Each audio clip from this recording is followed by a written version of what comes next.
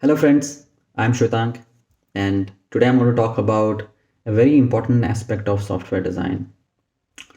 Many times we see a product is very successful, and we just copy the design uh, and we copy the architecture and then try to implement that in some of the design that we do. Many times that fails. One of the most important thing that I understood when I was working on an Internet of Thing product few years back when I was developing, the first design that was proposed originally by the team actually failed. How many times this has happened with you? How many times have you seen that you propose something and then later on that you figure out that after you implement the design, it actually does not work? Please write down below in the comment section. I'm going to talk about what sometimes happen when we think from only one angle to describe the design.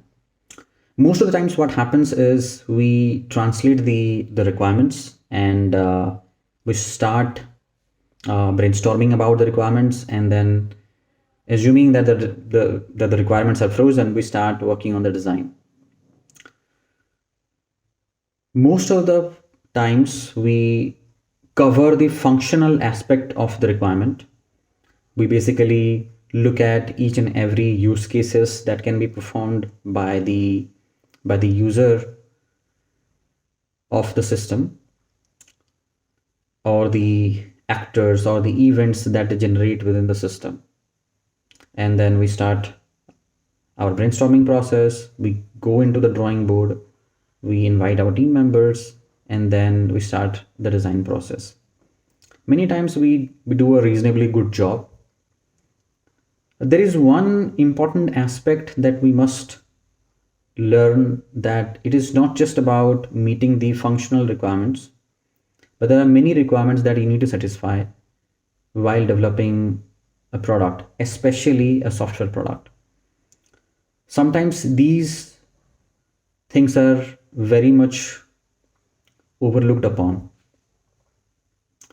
So today I want to talk about a very critical aspect of the software design. One is called the performance of your software. How does your software perform?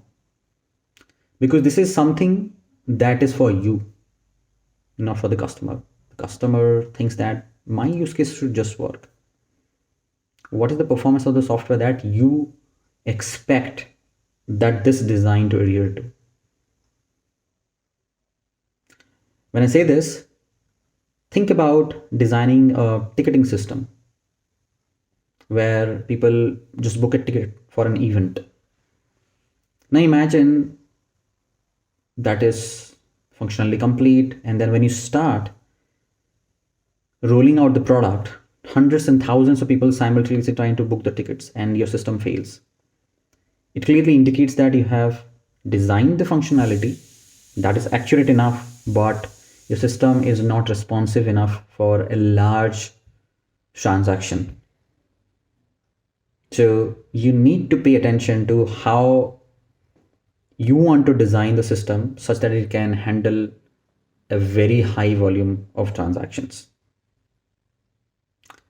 So that's a very important part of your design, because if you do not handle that, essentially your product will not succeed in the market, and it will not be able to meet multiple customers' demand. Perhaps it will be able to meet some customers' demand. So this is my experience about building one of the product where I successfully implemented a very highly scalable product which can handle several million transactions. What do you think about it? Do you also face similar challenges when you want to design the product? Do you know that what are the other challenges that are associated with the same product when you think about supporting high volume transactions? Do let me know about it in the comment section. Thank you very much. This is Shwetang signing off.